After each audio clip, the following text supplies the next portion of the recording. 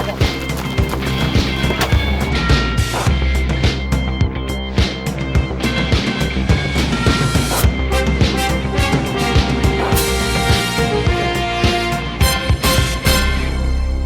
Ka qenë një par sensi i mosbesimit që thu se ne si jemi të aftë për të organizuar zgjedhjet. Shtet jo legjitim, shtet i prodhuar artificialisht nga Amerika për të dobësuar Serbinë dhe Rusinë. Natyrisht rreziku më i madh është besueshmëria në institucione. Përburimi i financimit për mu është i qartë dhe vjen nga struktura që i komprend ma herët, të cilët definitivisht vijnë nga radhat në këtë rast SNS-in e Partinë e Vučićit. Njëri kanal është kanali i sponsorizimit direkt të disa mediave, dhe kjo nuk është sekret. Mos votoni për shtetin sekular, mos ju bindni ligjeve tjera pas ligjeve të Allahut. E di që në Maqedoni, po ashtu në disa komuna shpesh herë dërgohen edhe fletushka para zgjedhjeve, mos votoni se është haram ose diçka e tillë. Këtë që dezinformatat kryesisht në rastin zgjedhor i orientohen votuesve edhe grupacioneve politike në mënyrë që ta thellojnë këtë përçarje.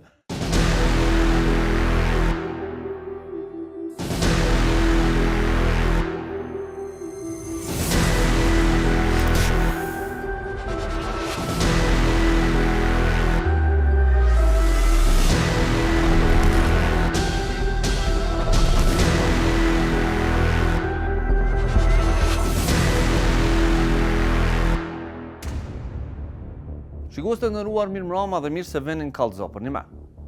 Në fillim të muajit tetor, një ekip i gazetarëve të kallëzo.com, të trajnuar për të ndjekur rrjedhën dhe burimet e dezinformatës në zgjedhje, nisën një hulumtim të gjatë për të analizuar përmbajtjen dezinformuese që kishte cakt institucionet e Kosovës dhe procesin zgjedhor, i cili do të mbahej në vendin tonë.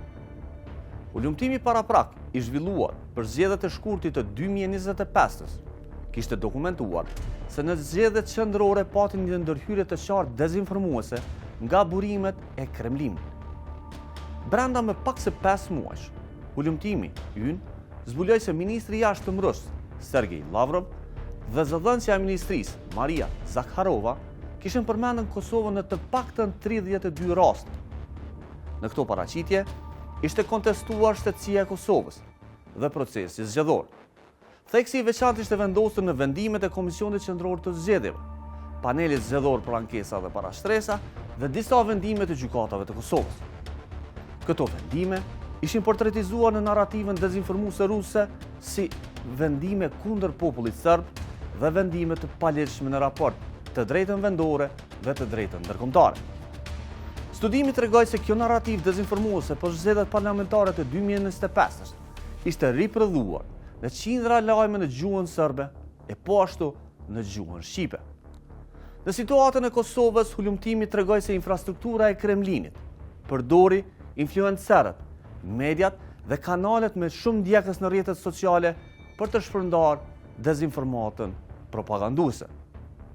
Hulumtimet e deri tanishme e kanë të pamundur të dëshmojnë nëse kjo dezinformat u shumë fishua duke përdorur edhe profile dhe algoritmet e cilat favorizojnë këtë narrativ duke përdorur algoritmet e internetit.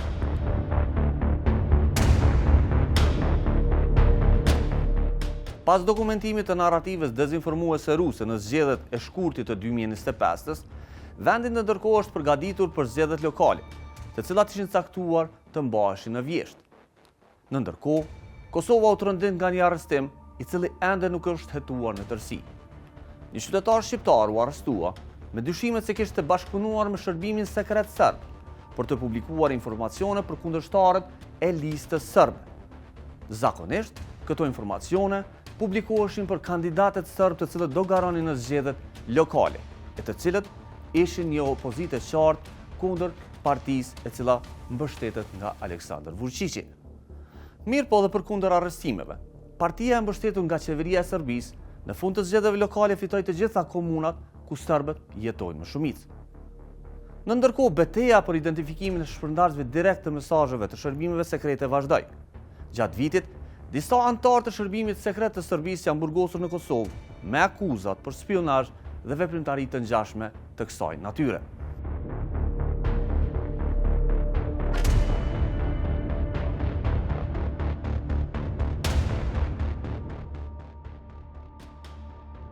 Dezinformatës dhe se Kremlinit për zgjedhjet e shkurtër të vitit 2025 dhe veprimet konkrete të autoriteteve në terren, të cilat edhe arrestuan njerëz, nuk ndalen ndikimin në media dhe në rrjetet sociale të burimeve të dezinformatës, e cila kryesisht vjen nga Kremlini. Një gjuhë polarizuese, komente të urrëties dhe të pavërtetat për ngjarjet kryesore në vend, ishin narrativa dezinformuese e cila vazhdoi ta populloj audiencën dhe internetin gjatë kësaj kohe. Nga shtatori dhe në mesin e muajit tetor, monitoruesit e kallzo.com, të specializuar në identifikimin e dezinformatës, arritën të identifikonin 353 artikuj dezinformues për Kosovën që ishin publikuar në 4 media të kontrolluara nga Kremlini. Në hartën e identifikuar, prin Sputnik Serbia. Aty janë identifikuar hiç më pak se 191 dezinformata për Kosovën. Kjo platformë ndiqet nga Russian Today, e cila ka publikuar hiç më pak se 125 artikuj të kësaj natyre. Platforma tjetër, hiç më pak e rrezikshme, është ajo Pradva, e cila ka publikuar 33 artikuj dezinformues. Në tërësinë e tyre këta artikuj përmbajnë interpretime dezinformuese për ngjarjet në kohë reale në Kosovë. Mira njerëz, kryesisht lexues nga Ballkani, i lexuan këto informacione të cilat nuk kanë asnjë bazë faktike.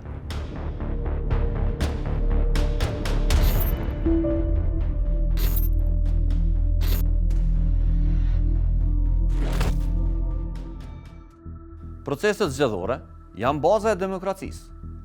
Proceset zgjedhore të kontestuara prodhojnë institucione jo kompetente dhe më pas edhe vendime jo legjitime të nxjerra nga këto institucione. Në analizën e përmbajtjes dezinformuese ruse, ishin shumë agresive dhe drejt për drejta për të kontestuar çdo veprim të institucioneve të vendit dhe institucioneve ndërkombëtare gjatë kohës së zgjedhjeve në Kosovë. Rusët u kujdesën që gjatë gjithë kohës të komentonin krizën në kuvendin e Kosovës mbi bazën e dezinformatës, duke ripërsëritur që kriza nuk është një dështim momental, por një karakteristikë sistematike e këtij shteti, që demonstron vetëm një paaftësi kronike për vetëqeverisje. Bashkë me këtë dezinformat, u shpërndan edhe përmbajtja që kriza në kuvendin e Kosovës u nis vetëm për kontestimin e zgjedhjes së nënkryetarit nga komuniteti serb. Informacion ky po ashtu i pavërtet për të gjithë ne që e kemi ndjekur këtë situatë. Në të gjitha këto narrativa dezinformuese, gjuha e përdorur konteston aftësinë e çdo institucioni të Kosovës dhe çdo institucioni ndërkombëtar të vendosur në Kosovë për të ndërmarrë veprime të lehtëshme në raport me zgjedhjen dhe ngjarjet në Kosovë. Për më tepër, rusët në dezinformatat e tyre kanë publikuar edhe në gjuhën shqipe dhe në gjuhën serbe. Ata i shpallën jo kompetente gjykatat e Kosovës për të gjykuar krimet e luftës. Në një rast, ata përmendin që 90% e serbëve të arrestuar në Kosovë janë për krimet e luftës. Pretendim ky plotësisht i pavërtet dhe lehtë i verifikueshëm me statistikat e gjyqësorit Kosovës. Në fushën e sigurisë, përpos panikut për incidentet ndëretnike, rusët i komentuan edhe ushtrimet e KFOR-it, të cilat ishin përgatitje për reagim në situata krizës. Ata i shpallën këto ushtrime si një reagim ndaj paradave ushtarake të fuqishit në Beograd, ndërsa raportimet më radikale lidhen me deklaratat e ish generalit amerikan Wesley Clark, të dhëna në gjykatën speciale. Në këtë situatë, dezinformata e Kremlinit e akuzoi generalin Clark se në dëshminë e tij, e cila është dhënë nën betem, shpërlau luftën e ushtrisë çlirimtare të Kosovës. Shua ishte realizuar nga individ të caktuar. Unë kam folur me Mike Jackson në lidhur. Ulëmtimi dokumenton se këto dezinformata të prodhuara në gjuhën ruse dhe serbe janë shpërndarë në shumicën e gjuhëve të botës duke përdorur teknologjinë e fundit të përkthimit duke përdorur inteligjencën artificiale. Analizat e prodhuara nga platforma Picasa tregojnë që qytetarët e Kosovës gjatë këtyre viteve u informua në masë të madhe nga platforma që janë rreth ose me bazë ruse. Për shembull, mbi 51% e përmbajtjes për luftën në Ukrainë e përkthyer në gjuhën shqipe nuk ka burimin e informacionit. Fshehja e burimit e bën për ekspertët të besojnë se këto materiale janë burime të prodhuara nga burimet e dezinformimit rus. Në ndërkohë, brenda vendit, analizat e mira postimeve dhe komente në rrjetet sociale tregojnë për një rritje të përçarjes në mes grupeve politike, etnike, një metodë ruse e ndërtimit të debatit publik. Në rrjetet sociale, monitorimi i pikasës gjatë kohës së zgjedhjeve të fundit identifikojnë mbi 12.000 komente të cilat janë dhe kanë përmbajtje të urrëties. Platforma Pikasa rendit politikanët si Faton Peci, Përparim Rama, Hajrullah Çeki si viktima të gjuhës së urrëties, për të cilët gjatë kësaj kohe janë prodhuar mijëra komente të urrëties në rrjetet sociale, duke përfshirë Facebookun, TikTokun, Instagramin e po ashtu rrjetin Telegram.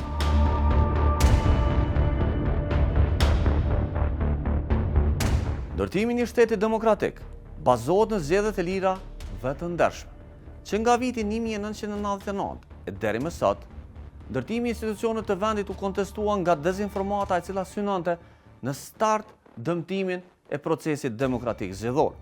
Përtej betejës së brendshme politike, e cila sulmon kundërshtarët politik me dezinformata dhe lajme të rreme, ndërhyrja në kontekstin e Kosovës ishte më serioze.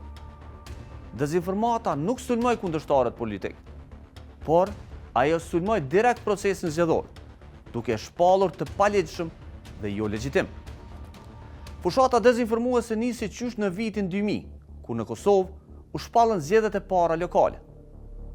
Atko vendi u përball me dy forma dhe mesazhe direkte që synonin të shpallin zgjedhjet jo legjitime dhe të panevojshme. Narrativa e parë dezinformuese në vazhdimsi u konstatua se vinte nga Rusia dhe Serbia dhe synonte të shpallte zgjedhjet si të palegjshme, e në anën tjetër ne kemi identifikuar edhe një element tjetër. Rryma imamëve radikal salafi nisi po ashtu të ofronte mesazhe të qarta se zgjedhjet nuk mund të mbaheshin dhe se procesi i votimit është një proces haram dhe muslimanët që jetojnë në Kosovë nuk duhet të votonin për një shtet laik siç ishte synuar të ndërtojë Kosova në atë kohë. Mesazhet për gjatë vitit 2000 dhe 2001 ishin prodhuar kryesisht nga imam të cilët operonin në Maqedoninë e Veriut. Ata kërkonin që muslimanët të mos i njihnin zgjedhjet dhe mos pranonin të dilnin në procese të votimit.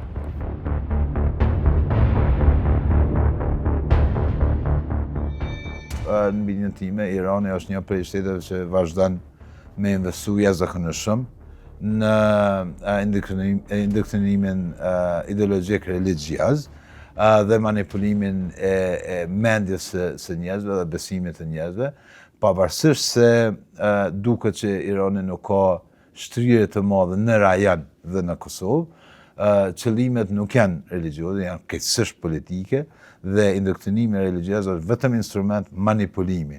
Dhe derisa arrin shoqëria e Kosovës ta kuptojë se nuk është aspekt religjios, por është krejtësisht politik, gjeostrategjik dhe qëllime tjera armiqësore ndaj rajonit dhe Kosovës, atëherë vetëm në atë moment do të ulet ky lloj indoktrinimi. Keni frikë, punoni në përzyret e juaja, do të keni frikë, do të merroheni, do të narrativ kryesore ka qenë shpallja e kalifatit kur ka ndodhur, ka qenë një farë lloj besimi i këtij komuniteti të ngurë, domethënë të këtij grupi që do të zhvillohet, do të ketë shpresë për një kalifat, për një jetë më ndryshe edhe në brenda atyre rregullave, cilat ata mendojnë që janë të duhura, edhe mendoj që kjo ka qenë narrativa kryesore që ata kanë bazu, që nuk duhet me votu. Anën tjetër, për shembull, e përmenda që nuk gjithmonë ka qenë edhe tendenca për shkak të, për shembull, nëse i marrim deklaratat e shumicës politikanëve ose asamblejistëve ose deputetëve, i kanë darketu për shembull ky deputet e ka mbështet komunitetin LGBT edhe për këtë mënyrë kjo parti politike nuk duhet me u votu. Edhe këto narrativa do me thonë kanë qenë pjesë e grupeve të cilat kanë qenë të infiltruar në gryma ekstremizme që kanë pas bazë në religion. Edhe mendoj që kjo ka qenë arsyeja kryesore që gjithmonë i kanë gjetë pakënaqësi institucionale për me i shty përpara narrativat e tyre. Narrativ tjetër është mungesë mos votoni për njerëz të korruptuar, mos votoni për shtetin sekular, mos ju bindni ligjeve tjera pas ligjeve të Allahut. Edhe kjo është një keq interpretim për ne, edhe një narrativ që shumë është përdorur edhe në zgjedhjet e fundit, vetëm nga grupet që janë të ndërlidhura me ISIS-in, por edhe grupe tjera ekstremiste religjioze, pra kanë përdorur edhe këtë në përgjithësi. Mirë po ashtu kanë përdorur edhe narrativa siç është Shami apo Gjihadi, apo kanë përdorur edhe narrativa tjera si demokracia si forma më e keqe e qeverisë dhe që është armeke islamit në përgjithësi. Kohën kur e kam bë ulëmtimin, kam pas influencë jashtëzakonisht madhe, sepse audienca të cilën këta kanë targetu, kanë qenë kryesisht të rinjt, edhe narrativa që kanë qenë faqezin, kufar, qafira, do me thonë, këto janë terminologji të cilat njihen që në komunitetin ndoshta më të gjerë musliman, do me thonë janë fjalë më të rënda. E di që në Maqedoni, po ashtu në disa komuna shpesh herë dërgohen edhe fletushka para zgjedhjeve, mos votoni se është haram ose diçka e tillë, që mendoj që është e gabuar, sepse ne duhet vazhdimisht të punojmë në kundër narrativa dhe t'i tregojmë komunitetit pse është e rëndësishme të votohet. Që nga viti 2000 deri më sot, studiuesit e shumt kanë dokumentuar në vazhdimsi tentativa që duke përdorur mjete financiare dhe sponsorizim nga Irani dhe mbështetësit e lëvizjeve si Vëllëzëria Muslimane apo ndjekësit e shkollës Vahabi në vendin tonë proceset zgjedhore të delegitimoshin dhe qytetarëve të mos u konfirmoj dhe të mos u bëjë thirrje të ishin pjesë e proceseve zgjedhore. Në disa situata, këto fushata ishin intensive dhe përdoren kanale të shumta për të shtyrë këtë narrativ të rrezikshme kundër proceseve zgjedhore në vendin tonë. Ka pasur periudha të caktuara, kryesisht nga vitet 2008, 2009, 10 e deri në vitin 2015, kur reagimi ose ky lloj ndikimi ka qenë shumë më i zëshëm dhe shumë më brutal.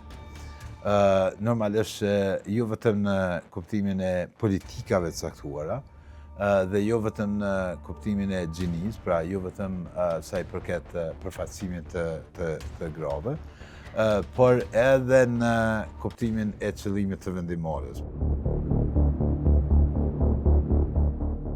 Në zgjedhjet e fundit e kom vrejt një trend të ri, është përmend shumë, sidomos prej disa partive që janë formu së fundi, e kom vrejt një trend të ri që në farë forme ndoshta nuk e di sa është fjala e duhur me thonë, po e kanë shfrytzuar islamin për t'i shtyer përpara agjendat e tyre.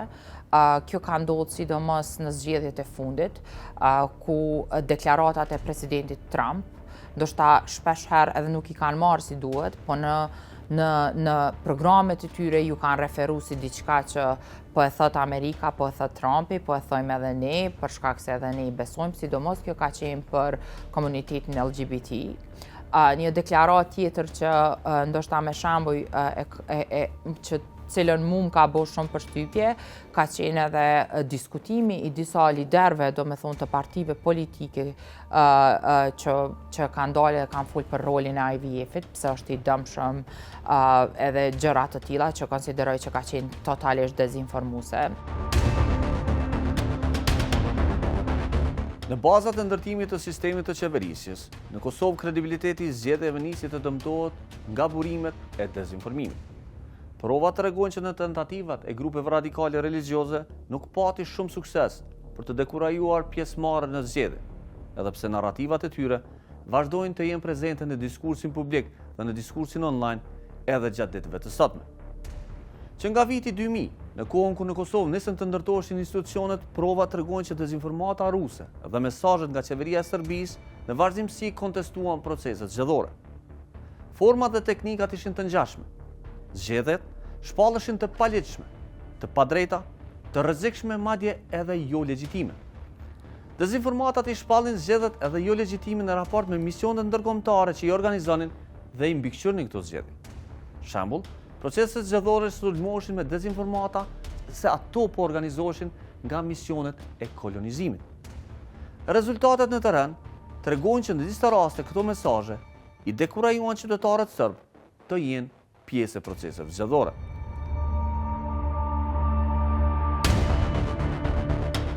Serbët dhe rusët si pjesë të luftës hibride, sikur se po shihet ajo që po ndodh aktualisht në Ukrainë, e kanë pasur që asnjëherë komunitetet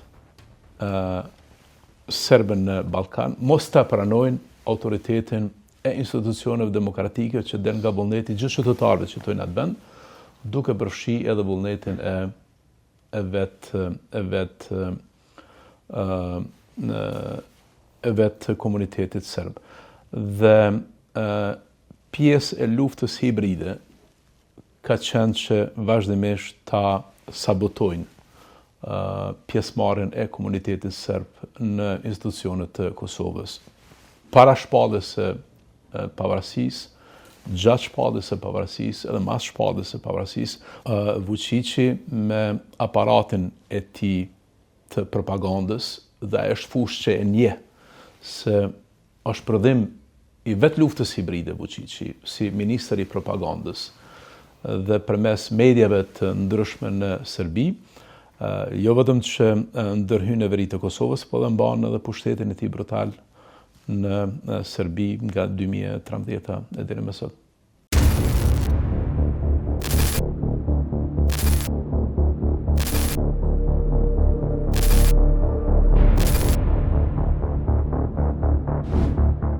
Dezinformatat ose lufta hibride që e bën Rusia tashmë e më shumë se 15 vjet edhe për Kosovën. Në bindjen time I ka 3 nivele ose 3 frekuenca. Frekuenca e parë është ajo që lidhet me opinionin publik ndërkombëtar, sidomos perëndimor, me të vërtetën e Kosovës. Pra, e shtrembron vërtetën e Kosovës në perëndim për të arritur opinionin publik në perëndim që të me synimin e tyre që të arrijnë në shkollë kur perëndimi në farforme bie pishman, pra e gjykon vetëm se ka intervenuar në Kosovë. Së dyti, frekuenca e dytë është në raport me pjesët tjera të botës që e shpjegon vërtetën e Kosovës, pra e shtrembron atë, sikur Kosova është një territor I pushtuar nga NATO dhe është ndërhyrje jo legale, jo legjitime, me qëllime keqësh geopolitike edhe shkelje e suverenitetit të Jugoslavisë dhe Serbisë, në mënyrë që I tërë projekti I ekzistencës Kosovës të lidhet me një që ata e quajnë enklavë kriminale dhe territori I pushtuar nga NATO.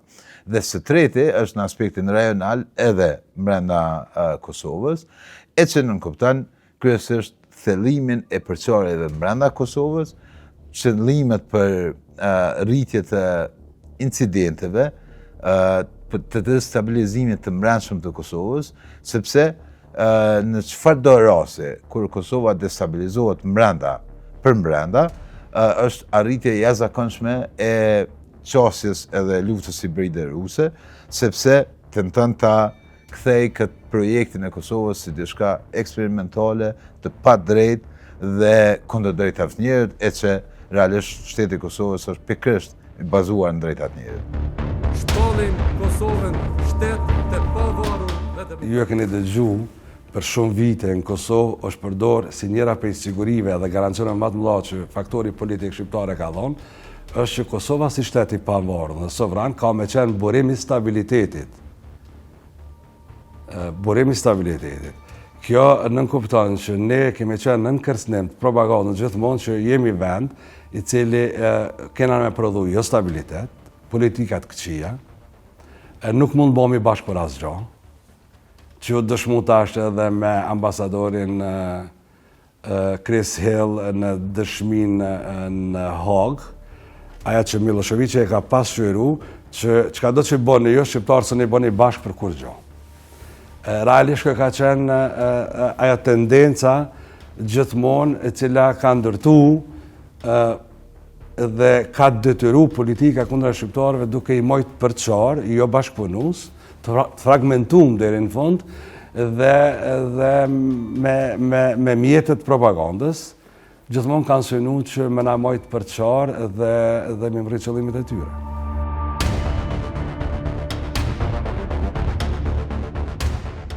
Ullja e besimit në institucione është njëra nga teknikat e përdorimit të dezinformatës dhe nisjes së luftës hibride. Sfida e parë e kësaj lufte në raport me zgjedhjet dokumentohet në vitin 2003. Atko, institucionet ndërkombëtare kishin përgatitur ndërtimin e një komisioni qendror të zgjedhjeve në vend. Mekanizmi që në themellimin e tij u godet nga një fushatë e egër e dezinformimit, e cila i shpallte edhe misionet ndërkombëtare, po edhe komisionin e përkohshëm të zgjedhjeve të asaj kohe si organizat jo kompetente për të organizuar zgjedhje të drejta dhe zgjedhje fair. Our country has risen from the ashes of war. And it was the UN administration that...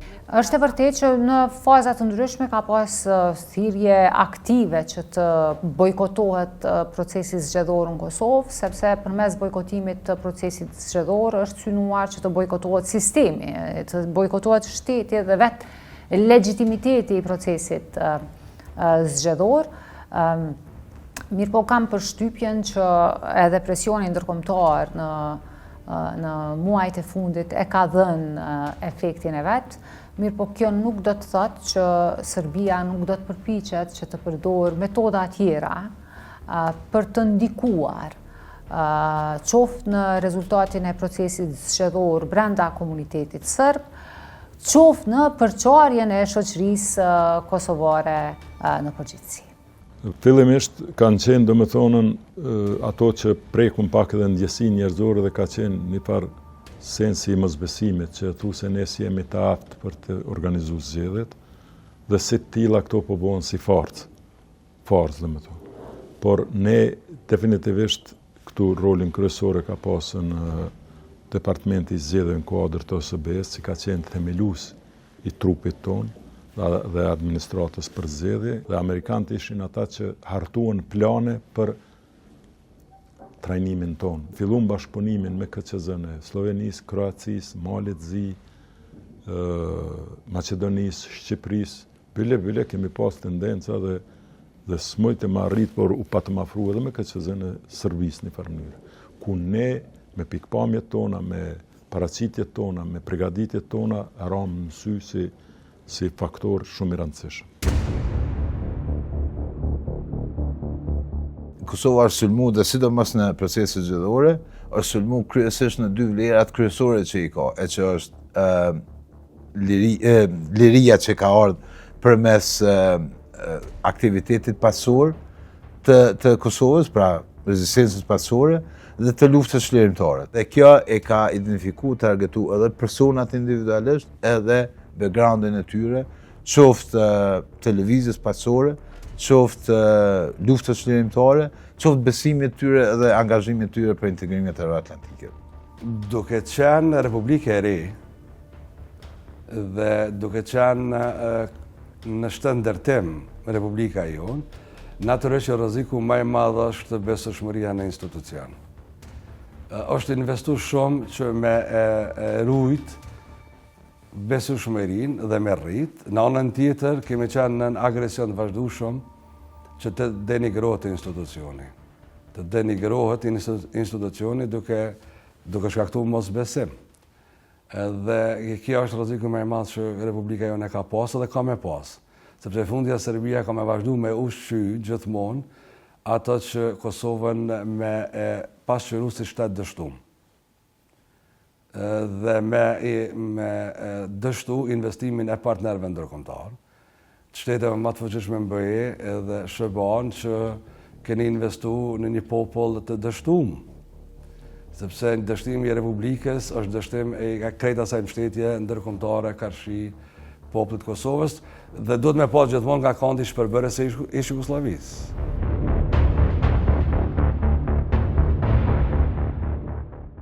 Shkoni, këtu në Kosovë me të vërtet, e di a ende është operon ajo zyra ndërlidhëse që ka pas ma heret ruse, a jo. Nuk jam i sigurt, një kohë e di që ka ekzistuar, por ndoshta 4-5 vjet. Unë nuk kom pas rast të takoja me ata njerëz, ashtu që e di për anën tjetër, po ju krahasoj tani. Nga anë tjetër, derisa kemi pas këtë përfaqësues drejtori i zyrës, ashtu ka qenë emri i zyrtar, më kujtohet që ka qenë aktiv në mënyrë ku në shumë vende ka pa ku zakonisht qoftë janë do shënimet vjetore, do koktejl, do ngjarje, do evente të themështu kulturore, të cilët ka qenë organizuar në veçanti në komunën me shumicë serbe, ku ai zakonisht ka qenë prezent. Dhe aty pash që, kur thom ndikim, i ka qenë i hapur për biseda me të gjithë njerëz aty dhe me siguri që ka pas ndonjë, të them ashtu, kontribut aspektin politik për sendet të ndryshme, edhe pse e di nga aspektin ekonomik nuk kanë qenë përkrahës shumë të eventeve ku kanë qenë une, por megjithatë prezenca e tij ka qenë qëndrueshme, qenë në vazhdim. Kështu që nuk e shoh që kanë mujtë të ndikojnë. Këshilli për operacionet zgjedhore ka shituar raportin për listën preliminare. Shpallja si institucionet e paafta për institucionet që i organizonin zgjedhjet ishte njëra nga teknikat për të dekurajuar pjesëmarrjen e qytetarëve në zgjedhje.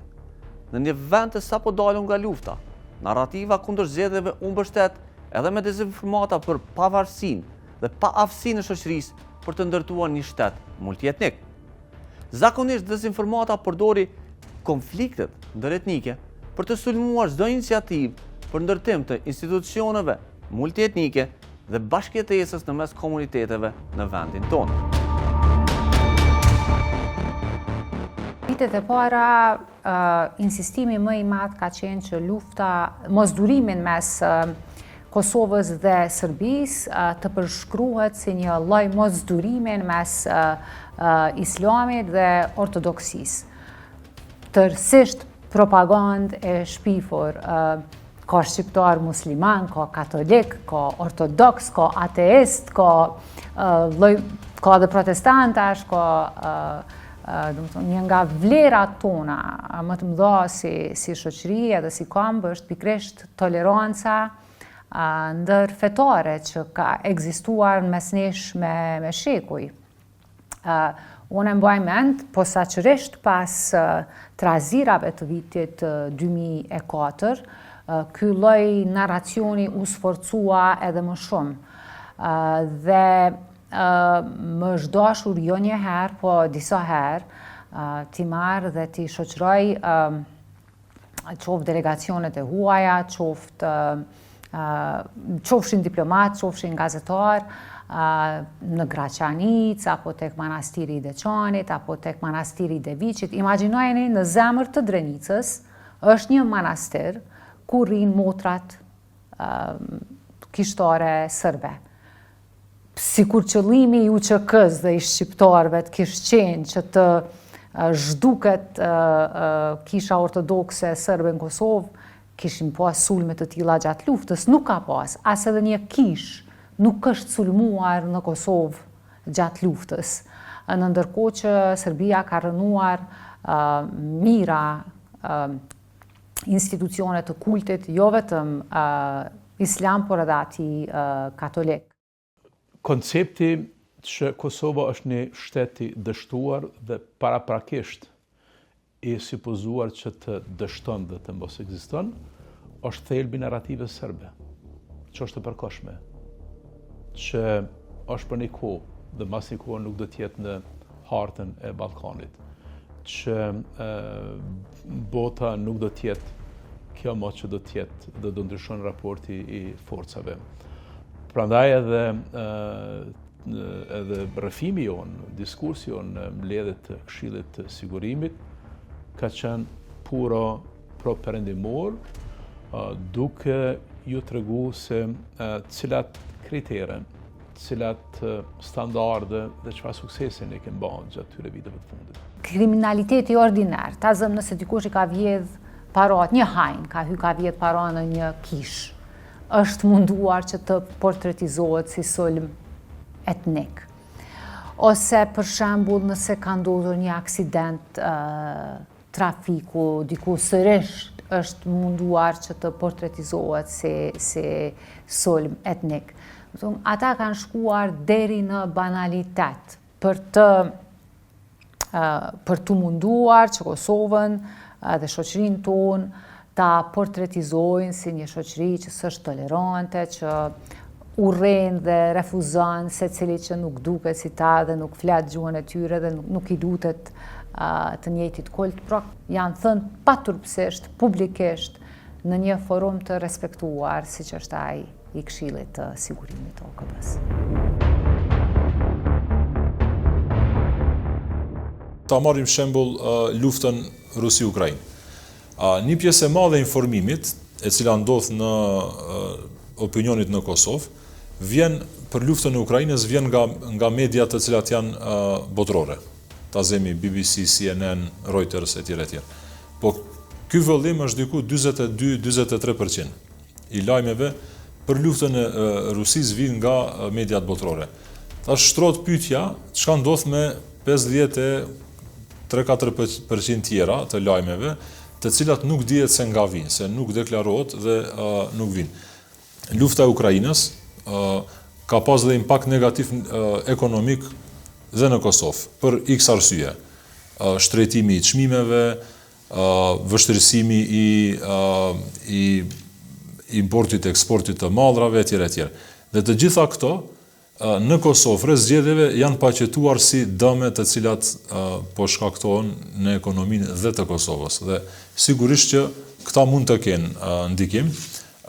Ky fenomen i ngjashëm ndodhi dhe rreth inaugurimit të presidentit Trump. Pra të gjitha narrativat e mundshme në Kosovë pro dhe anti-amerikane para dhe pas inaugurimit të Trumpit përjetuan një shift kompletisht të dramatik, mund të themi. Dhe kjo lidhet po ashtu rreth zgjedhjeve në Kosovë.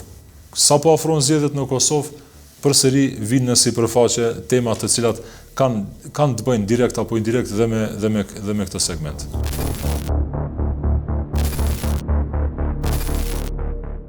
Një gjuhë e ashpër dhe me shumë dezinformata u shndrua edhe në një luftë speciale ndaj anëtarit të Komitetit Serb, të cilën dilin apo dëshironin të dilin jashtë konturave të qeverisë së Serbisë.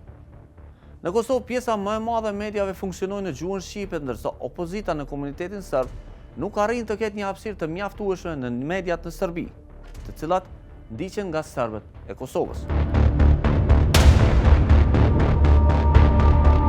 Kur e boni një organizim i tillë, sikur që për shembull, pra po kthehem në Serbi, ku e keni një blokadë të mediave të pavarura, kur keni një monopol absolut të Pinkut, Informerit, të cilët e kanë një plan të ndikimit të votuesve, jo vetëm në formë që a votoni mos votoni, por ju duhet të kuptoni se ky Rashiqi është njeri më i keq, është tradhtari i klasës së parë, e ka bërë kështu, ai nuk është asnjëri, nuk është as serb, është e ka ndryshu fejen dhe krejt kështu me radhë.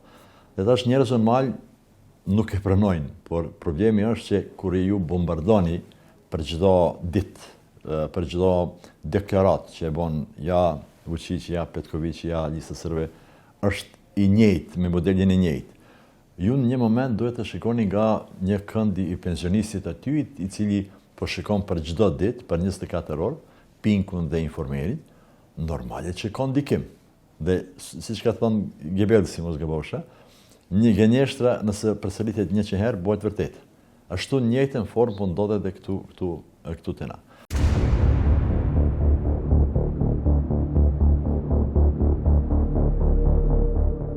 Glavni izvori informacije kod nas su uglavnom upravo politički akteri. To je i s jedne strane vladajuća stranka, Srpska napredna stranka, ali i druge stranke s jedne strane. Sa druge strane, dezinformacije dolaze u najvećem broju slučajeva upravo od medija.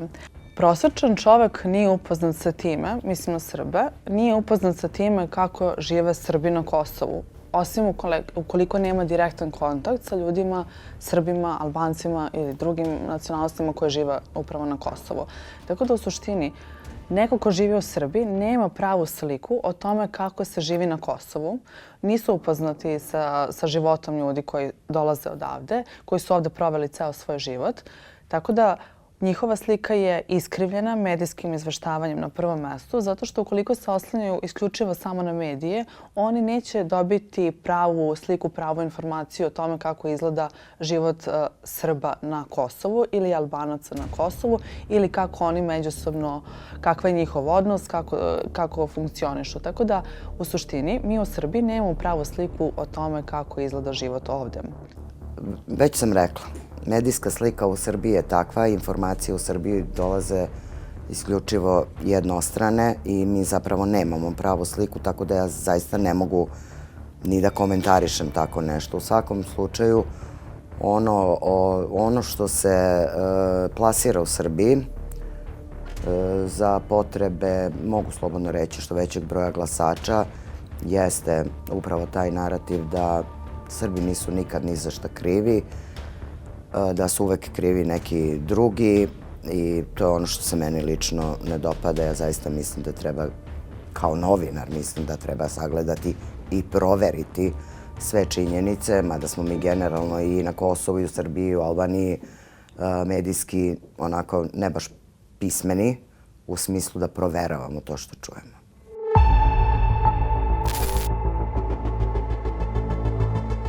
Ndikimi rus në shtete në të cilat nuk janë proruse, siç është Kosova, edhe Shqipëria, pjesërisht edhe në një pjesë dërmuese edhe Maqedonia. Në këta shtete ndikimi rus nuk shkon direkt për të promovuar vlerat ruse, pra nuk është qëllimi kryesor, por më tepër është qëllimi i vënies së një dyshimi ndaj perëndimit, sesa një dashurie ndaj lindjes. Si fillim. Pastaj, me kalimin e kohës, derisa në shtete tjera ku ka edhe teren të përshtatshëm për të shtruar edhe ndikimin rus, krahas anti-perëndimor, aty përdoren edhe metoda të ndryshme emocionale të propagandës ruse për të sjell një ndikim rus, të themi.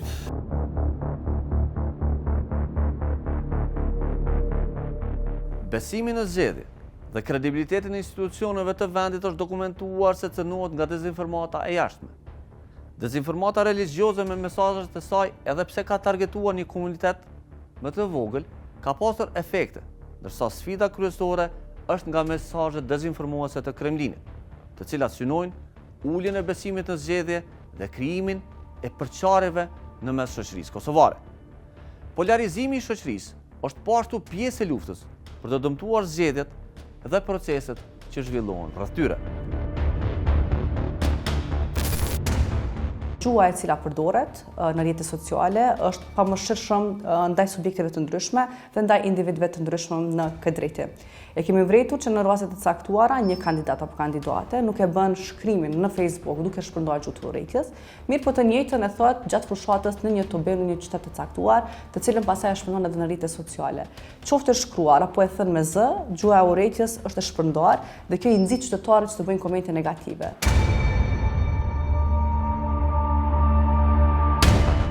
Unë besoj që dezinformatat kryesisht në rastin zgjedhor i orientohen votuesve edhe grupacioneve politike në mënyrë që ta thellojnë këtë përçarje dhe normalisht që në predispozita shoqërore që i ka Kosova për shkak të numrit edhe partive po edhe të komunitetit serb këtu, depërtimi tek i dezinformatave të komunitetit serb është më i qëllimshëm dhe më i mundshëm. A i dekurajon kjo gratë me qenë pjesë të politikës? Fatkeqësisht po. Me që jo të gjithë gratë e kanë nivelin e vetëbesimit dhe arritshmërinë që të jenë në nivel nacional deputete, nëse po flasim për nivelin lokal. Kësaj radhe kemi pasur nga subjektet politike vetëm deri në 35% gratë të cilat janë kandidu në nivel lokal, e kemi numrin shumë të vogël të grave që kanë marrë pjesë në për debate. Nuk kemi pas kanë që vetëm 20 gra kandidate për kryetare komune, ku vetëm njëra nga komuniteti serb ose zgjedhur kryetare, ndërsa në balotazh nuk kemi pas asnjë grua kandidate në këtë drejtim. Mënyra më e suksesshme që është dëshmuar tashmë për të rënuar ADN-n e një shoqërie është rritja e polarizimit, rritja e ekstremeve, mbjellja dhe kultivimi i farës së dyshimit për çdo edhe për gjithçka, dhe çfarë kemi vënë re posaçërisht në këto muajt e fundit, posaçërisht me inteligjencën artificiale, gërshëtimi i një të vërtete me 10 gënjeshtra. Duke u munduar pastaj që të paraqitet një tablo e vërtet sipas atyre që sponsorizojnë dezinformatat. Është evidente që në kohën e fushatës zgjedhore ka rritje enorme edhe të profileve fake apo falso që u themi në rrjetet sociale, edhe videove të prodhuara, edhe montazhave të krijuara.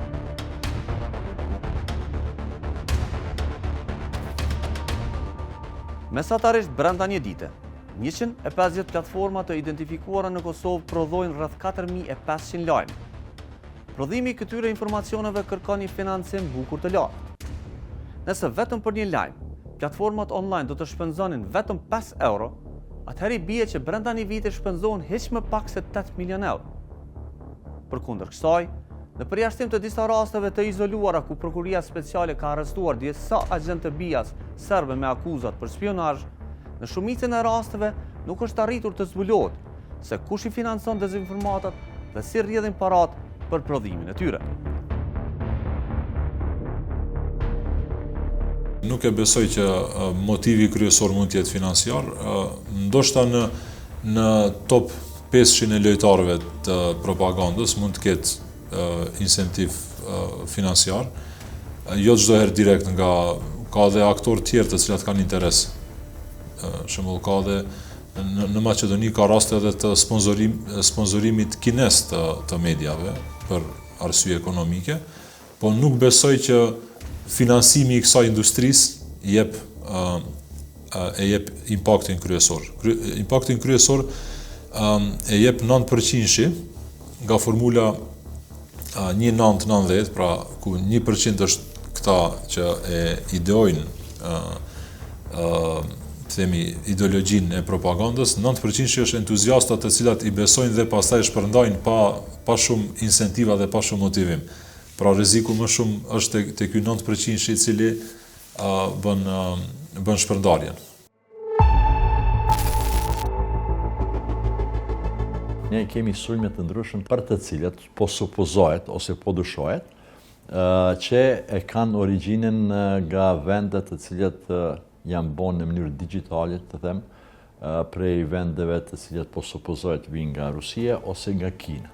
Tash ne kuptojmë që bota globale ju mund të angazhoni një haker kudo qoftë që është, por burimi i financimit për mu është i qartë dhe vjen nga struktura që ju komprend ma herët, të cilat definitivisht vinë nga radhat këtë rast SNS-in e Partinë e Vučićit. Këta të listës serbe, sikur janë proces lokal, duke nisur prej krejtë ta për shembull që janë tani deputet, nuk guxojnë ose nuk i lejojnë Beogradi që të bëjnë asnjë deklarat. Do i kisha nda në disa kanale kryesore të themi të ndikimit. Njëri kanal është kanali i sponsorizimit direkt të disa mediave. Dhe kjo nuk është sekret, pra studime të ndryshme kemi bën na, keni bërë dhe ju besoj shumë studime të tilla, dhe këtu gjinden ato lidhjet financiare të bizneseve të ndryshme, të cilat lidhen direkt indirekt me Rusinë. Dhe këto janë kanale të sponsorizuara të cilat dihet se bëjnë një ndikim.